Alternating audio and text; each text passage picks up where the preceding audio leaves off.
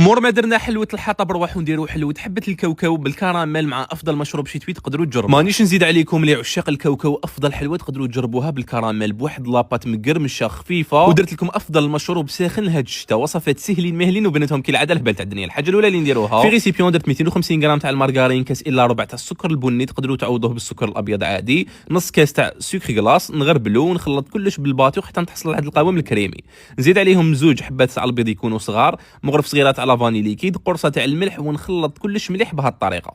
الذوق تكون في التخلط واحد 4 دقائق هكذا ونحصلوا على هذا القوام الكريمي. هنا نجي نلمها بالفارينه، ما نديروش كامل خميره الحلوه، وتقعدوا تضيفوا في الفارينه حتى تحصلوا على قوام تاع عجينه يكون متماسك ونقدروا نشكلوه ما يتشقق لكمش برك. غطيتها بابي فيلم نخليها تريح شويه ونروح نحضروا لافاكس. هنا عندي كميه تاع الكاوكاو يكون محمص ومرحي، ورايح نطمو بالكراميل كالعاده نستخدم تاع الطوبي اللي شوفوا لي اللون والقوام والبنه تاعها الهايله. هنايا شوفوا كش تجي ثقيله راح تساعدكم بزاف كي تكونوا تلموا في الكاوكاو، نحصلوا على عجينه نقدروا نشكلوها كرات صغيره. هنايا وجدت لافاكس تاعي درتها كرات صغار، مام العجينه درتها كرات يكونوا شويه كبار، درتهم 35 غرام. ونروح نجيب الطابع تاع حبه الكاوكاو، شوفوا شحال يجي اشباب، تلقاوه يتباع عند كامل اللي يبيعوا دوزان تاع الحلوه. وطريقه الاستخدام دوك تشوفوا بعينيكم. هنايا نحط لافاكس داخل العجينه بهذه الطريقه، نغلق عليها مليح بهذه الطريقه، ونزيد نكورها نشكلها على شكل بيضاوي ونحطها داخل القالب، نحطها فوق بلون دو ترافاي ونعبز عليها مليح. بعدها نخرجها غير بالعقل بهذه الطريقه، وتكون الحبات تاعي واجدين. نحطهم في سنيوه ندخلهم قبل الكونجيلاتور واحد 10 دقائق حتى وين يحكموا روحهم،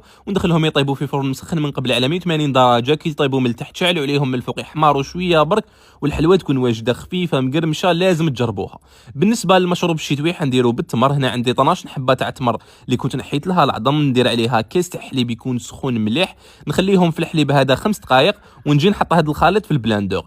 نزيد عليهم زوج كيسان تاع حليب واحد اخرين يكون سخون، ونحط البلاندور حتى يترحى كامل هذاك التمر. هنايا في طاس تاع حليب نجي ندير فيه 3 حبات تاع الهيل ولا 4، عود صغير تاع القرفه، مغرف صغيره تاع قهوه سريعه الذوبان، وندير عليه هذاك الخليط اللي كنت رحيته، وتخلطوه كلش وتقدموه بزاف بنين مع الحلوه وبصحتكم.